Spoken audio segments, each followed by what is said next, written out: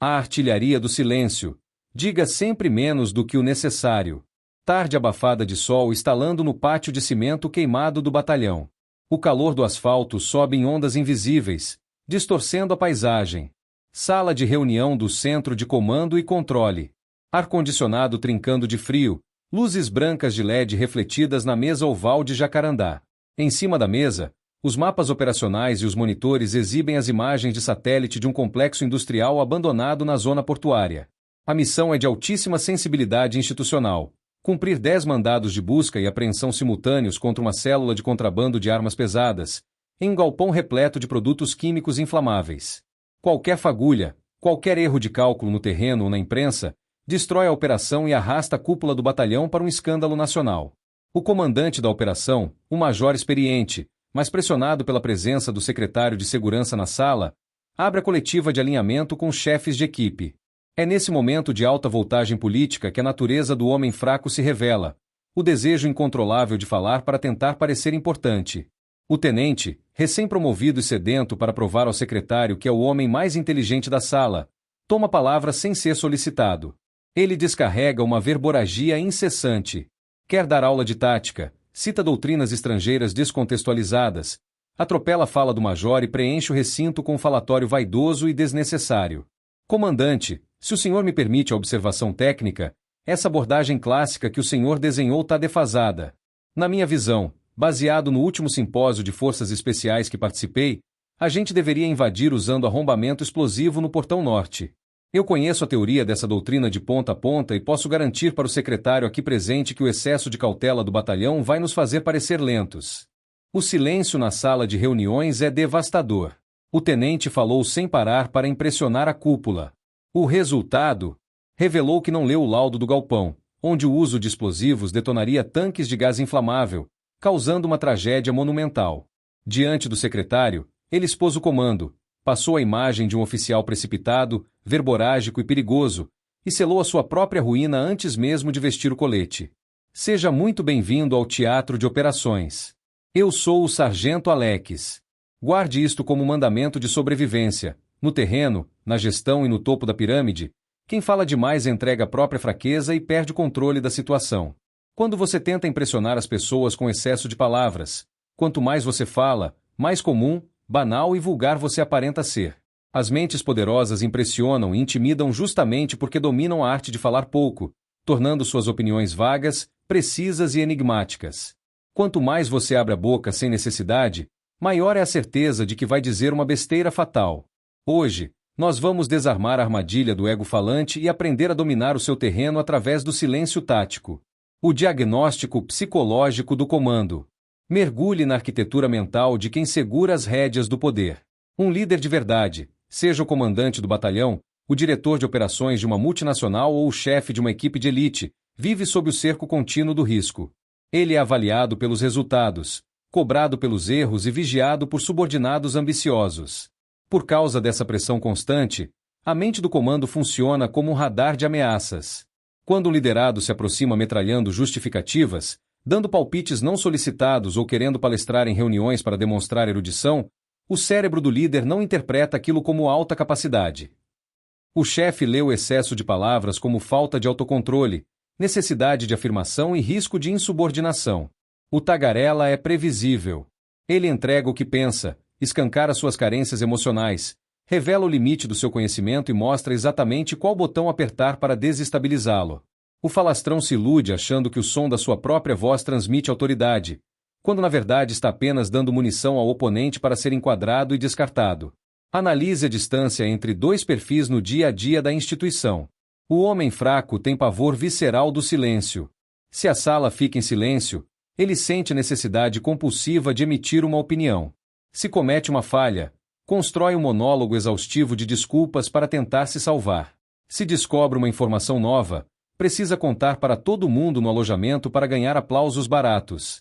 Ele é raso, espalhafatoso e facilmente manipulável. O estrategista soberano faz do silêncio seu escudo e a sua lâmina. Ele escuta tudo, observa os movimentos do tabuleiro e guarda suas ideias em reserva absoluta. Quando ele finalmente decide falar, emite frases curtas, enigmáticas e cirúrgicas. Ele não gasta energia verbal em debates rasos. Ele guarda sua força para o momento exato em que a sua palavra for a única solução viável para o problema. É nessa divisão que compreendemos a diferença entre a lealdade tática e a tagarelice vaidosa. O tagarela vaidoso quer brilhar sozinho, nem que para isso precise expor a falha do seu superior no meio de uma reunião geral. O leal tático protege o comando do erro, mas faz isso nos bastidores, com discrição absoluta e com o mínimo de palavras, permitindo que a decisão final saia com a assinatura do líder. Ele não busca a glória dos holofotes, ele busca a consolidação do poder real. Caso prático 1. Liderança e gerenciamento de crise. Retorne comigo ao caso do galpão industrial na zona portuária. Sol de rachar do lado de fora, ar gélido e clima tenso na sala de reuniões do centro de comando. Veja o desastre promovido pelo tenente com seu excesso de palavras. Ao sugerir o arrombamento explosivo para impressionar o secretário, ele ignora o laudo técnico do galpão. O major, sentindo sua autoridade colocada em xeque diante da autoridade civil, fecha a cara. O ambiente fica insustentável. O tenente tenta consertar a bobagem falando ainda mais, se enrolando em explicações teóricas e criando um bate-boca vergonhoso no briefing de operações. Não, comandante, veja bem. O que eu quis dizer é que a literatura de invasão tática prevê o risco químico. Eu apenas trouxe o conceito para enriquecer o debate da mesa. Se o senhor analisar o artigo do manual. O major ergue a mão e interrompe o espetáculo. O tenente tentou parecer original e brilhante pelo excesso de discurso, mas conseguiu apenas ser cortado da operação principal, ganhar o desprezo do comandante e ser marcado pelo secretário como um oficial desequilibrado e tagarela. Ele venceu a batalha da verborragia na mente dele, mas destruiu a sua credibilidade perante todo o Estado-Maior. Agora, observe como o sargento Alex atua na mesma reunião, diante da mesma crise. Durante toda a discussão, o sargento permanece em postura impecável, de braços cruzados, observando as plantas do galpão no monitor e em silêncio absoluto.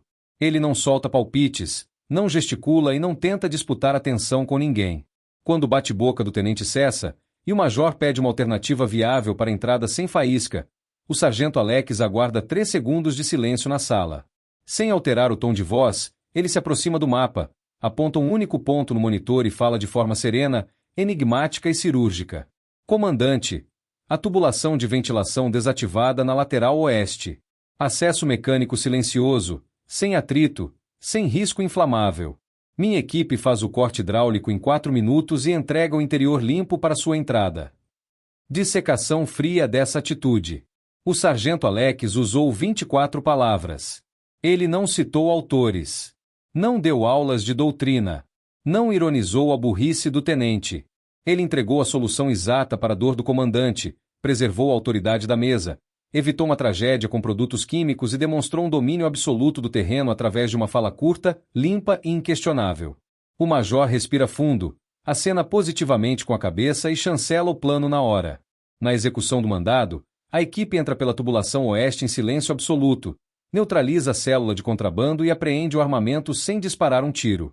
No balanço da operação, quem é destacado pelo comandante para coordenar as equipes especiais da unidade? O sargento Alex. O homem que governa a própria língua constrói autoridade sem precisar dar um único espetáculo de vaidade. Caso prático 2. Carreira e a armadilha da erudição. Saia da sala de operações e entre no ambiente burocrático e velado das sessões de justiça e disciplina, nos gabinetes de sindicância e nos cursos de aperfeiçoamento de carreira. Analise a figura do graduado doutor. Esse indivíduo passa anos estudando o código disciplinar, as portarias e os regimentos internos. Ele sabe a teoria. Porém, ele carrega a maldição da arrogância intelectual. Ele tem uma compulsão doentia por usar o conhecimento para corrigir os outros e se projetar em público. Em um julgamento de comissão disciplinar, o coronel-presidente do conselho comete um equívoco de digitação em um enquadramento administrativo no relatório final. O graduado doutor, atuando como escrivão da sessão, enxerga a falha. Em vez de agir com diplomacia tática, o ego do doutor fala mais alto. Ele interrompe a leitura do coronel na frente do processo e de toda a mesa diretora. Com o devido respeito, coronel, mas essa fundamentação do senhor está completamente errada perante o novo regulamento. Se o senhor assinar dessa forma, qualquer advogado fraco anula sua decisão na justiça comum. Eu estudei essa matéria profundamente no meu curso de direito e posso afirmar que o senhor errou o artigo. O ambiente na sala de audiência congela instantaneamente. O graduado doutor estufa o peito, achando que deu uma demonstração brilhante de erudição jurídica. Ele acredita que o coronel vai agradecer publicamente por ter sido salvo. Ledo engano. O que ele fez foi humilhar o oficial mais antigo da sala diante de uma comissão inteira. Ele provou que é um profissional narcisista, incapaz de ter tato, discrição ou lealdade. O coronel corrige o texto em silêncio, encerra a sessão e, nas semanas seguintes, assina a transferência do doutor para a escala mais penosa do batalhão. O vaidoso passa o resto da carreira isolado, resmungando pelos cantos que o sistema persegue quem é instruído, cego para o fato de que foi degolado pela própria língua. O estrategista soberano opera sob a lei suprema da contenção de palavras. Ele domina os regulamentos melhor do que qualquer um, mas guarda sua inteligência como um trunfo silencioso. Ele jamais corrige um superior diante de plateias. Quando percebe uma falha formal que pode comprometer um processo, ele aguarda o término da audiência. Espera o ambiente esvaziar, pede licença e aproxima-se do gabinete do oficial com uma atitude modesta e colaborativa. Coronel, conferindo a digitação da ata final para o arquivo, notei um detalhe no inciso da portaria. Fiquei pensando se a corregedoria não pode criar amarrações na sua decisão. O senhor acha viável ajustarmos o texto dessa forma para blindar o seu despacho? O oficial altera o documento, garante a legalidade da peça, assume o crédito do processo impecável e passa a enxergar aquele graduado como um aliado estratégico brilhante, discreto e leal. O estrategista cresce na estrutura sem fazer barulho, sem criar inimigos e mantendo sua soberania intacta. Dominar a língua e falar menos do que o necessário no quartel ou na empresa é o pilar que sustenta o homem soberano no ambiente profissional. Mas o que acontece quando esse mesmo homem cruza a soleira da sua porta e descobre que querer vencer discussões com a esposa e os filhos através do excesso de palavras e da verborragia arrogante é a forma mais rápida de destruir o seu próprio santuário? Na sequência, nós vamos entrar no refúgio do homem soberano. O que acontece quando você desfarda e cruza a porta da sua casa? O barulho da chave girando na fechadura. O ruído surdo da porta de madeira se fechando contra o batente. O estalo dos botões do coturno desabotoando no corredor escuro. O homem passou 12, 14, 16 horas sob o martelo da pressão operacional. Ele lidou com o crime, enfrentou a burocracia do batalhão, segurou a língua diante dos superiores e suportou a adrenalina cortando as veias como ácido. Mas quando ele tira o colete balístico, comete um erro desastroso. Ele não tira a armadura do ego. Ele entra na sala de estar carregado pela fadiga mental, com a paciência esgotada e o sistema nervoso ainda em estado de alerta vermelho. Em vez de ser o refúgio seguro da família, ele transforma o lar em um prolongamento do patrulhamento urbano. Veja o comportamento destrutivo desse indivíduo. A esposa, acumulada pelas demandas do dia, tenta conversar sobre as finanças do mês ou sobre a organização da rotina da casa. O filho adolescente, vivenciando os conflitos da idade, comete um deslize fútil ou expressa uma opinião imatura. O homem fraco, que passou o dia inteiro contendo a língua no trabalho porque tinha medo das consequências, resolve usar o seu estoque de verborragia e agressividade verbal dentro de casa. Ele quer vencer a discussão familiar a todo custo. Ele usa a retórica de interrogatório, o tom de voz elevado, a enxurrada de argumentos técnicos, a ironia fria e a força da autoridade hierárquica para esmagar a esposa e calar os filhos. Vocês não sabem o que é estresse de verdade. Vocês não têm noção do que eu enfrento na rua para manter o teto dessa casa. Aqui quem manda sou eu, e se eu disse que é para ser feito dessa forma, acabou a conversa.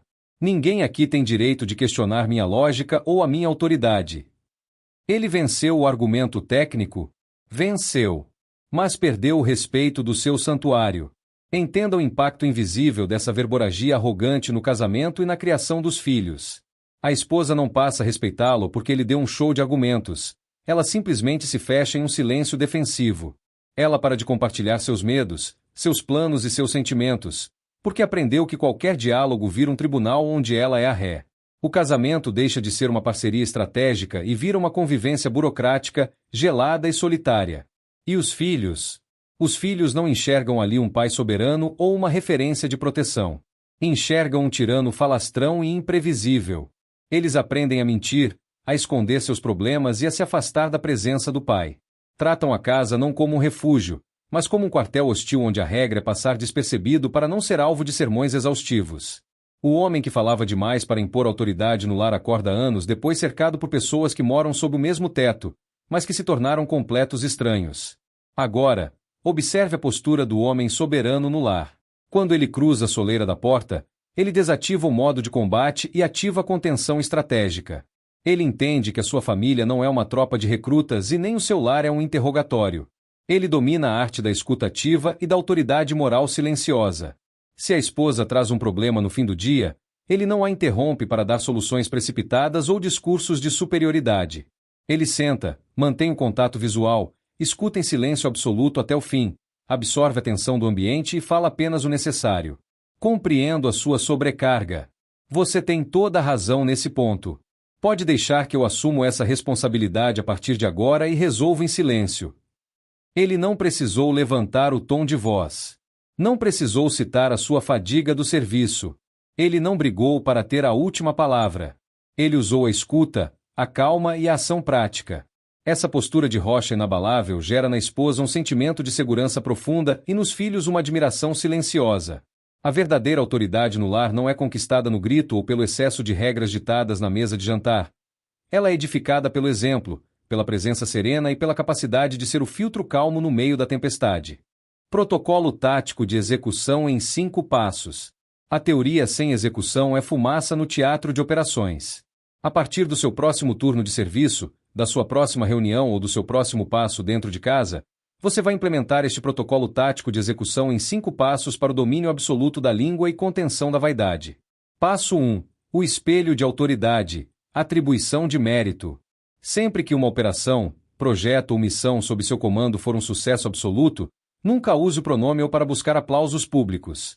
Quando a cúpula ou a imprensa vier elogiar o resultado, direcione os holofotes para cima ou para os seus subordinados. Diga: o mérito é da visão estratégica do comando e do empenho incansável da tropa na ponta da linha. Ao transferir o mérito verbalmente, você desarma a inveja dos seus pares, blinda o ego dos seus superiores e constrói uma lealdade cega na sua equipe. Quem distribui o mérito em público acumula o poder real nos bastidores. Passo 2. O filtro triplo da intervenção.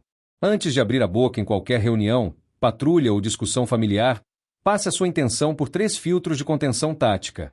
Isso que eu vou falar é rigorosamente verdadeiro? Isso é estritamente necessário para a sobrevivência ou sucesso da missão agora?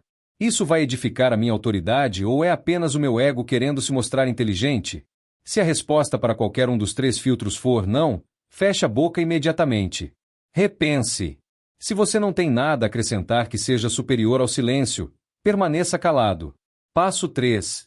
A ocultação estratégica do talento. Pare de panfletar suas habilidades, seus cursos, suas leituras e seus planos de carreira para os colegas de alojamento ou de escritório. O homem falastrão faz propaganda dos seus trunfos antes da hora e vira alvo de sabotagem antes de se posicionar no terreno. Mantenha seus estudos no mais rigoroso sigilo. Deixe que o sistema descubra o seu talento apenas no momento da execução, quando o resultado for inevitável e o seu nome já estiver publicado no diário oficial. Fale menos sobre o que você sabe e mostre apenas o que você produz. Passo 4. A neutralização da vaidade em debates. Em conversas fiadas, debates políticos de corredor, provocações veladas ou discussões fúteis sobre assuntos irrelevantes, ceda a vitória verbal ao seu oponente imediatamente. Se um colega raso quiser provar que sabe mais sobre futebol, geopolítica ou regulamento em uma roda de conversa, sorria, balance a cabeça e diga: você tem um bom ponto, vou refletir sobre isso. Economize sua energia cognitiva. Deixe o idiota comemorar a vitória falsa no debate de corredor, enquanto você guarda o seu intelecto para as batalhas onde há poder, promoção e sobrevivência real em jogo. Passo 5. A lealdade operacional indissolúvel. Elimine radicalmente da sua vida a prática da murmuração, da fofoca de vestiário e do comentário depreciativo contra a sua linha de comando diante da tropa. O policial ou profissional que fala mal da instituição ou do seu chefe nos cantos acha que está criando cumplicidade com os fracos, mas na verdade está provando que é um elemento não confiável. Se você tem uma crítica técnica a fazer ao comando, faça-a no reservado, olho no olho, com tom respeitoso e acompanhada de uma solução pronta. Se for para falar pelas costas, cale-se. A lealdade silenciosa é a moeda mais valiosa do teatro de operações. Fechamento filosófico e CTA de linha de frente. Olhe para o teatro de operações da sua própria existência. O mundo moderno é uma arena barulhenta, povoada por amadores desesperados por atenção. Pessoas fracas gritam, postam cada passo, Tentam provar que são inteligentes em discussões rasas, explicam seus erros sem parar e entregam suas armas emocionais a qualquer um que saiba provocá-las. Elas fazem um ruído ensurdecedor, mas não possuem controle algum sobre a própria vida. São marionetes da própria vaidade. O verdadeiro mestre da estratégia não precisa fazer barulho. Ele é a presença serena que domina o ambiente sem erguer a voz. Ele é o operador que cumpre a missão em silêncio e deixa que o impacto da sua vitória fale por ele. Ele sabe que a fala é prata, mas a contenção calculada das palavras é o ouro da soberania. A partir de hoje, quando a provocação vier, responda com silêncio tático. Quando a necessidade de se amostrar bater à sua porta, tranque-se na modéstia estratégica. Torne suas intenções vagas, amplas e enigmáticas. Faça com que o seu oponente se desgaste tentando decifrar o seu próximo passo, enquanto você apenas observa, analisa e decide no momento exato. Se esta instrução fez sentido para você, se este conteúdo fortaleceu a sua postura e blindou a sua mente para os combates da vida diária, não guarde este conhecimento em segredo. Deixe o seu curtir agora mesmo neste vídeo para que o algoritmo entregue esta mensagem a outros homens e operadores que precisam dessa blindagem mental. Inscreva-se no canal e ative o sininho de notificações para não perder nenhuma das próximas instruções táticas do nosso quartel-general. Deixe nos comentários a sua visão de combate ou escreva a frase de honra. Silêncio tático. Eu leio e respondo pessoalmente a cada um dos operacionais que deixam a sua marca na nossa linha de frente. Mantenha a guarda alta. Governe a sua língua. Domine o seu terreno. Aqui é o Sargento Alex. Missão dada. É missão cumprida.